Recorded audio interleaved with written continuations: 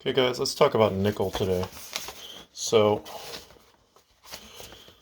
proper nickel comes with certs. I just got this from AliExpress today. This is 0.2 by 10. And let's see how much pure nickel this is.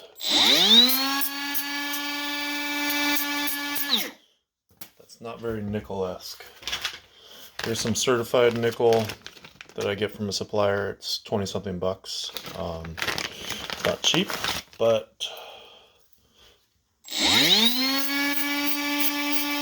no sparks.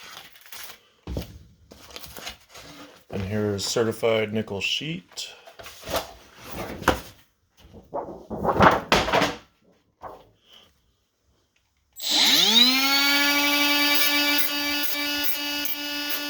No sparks.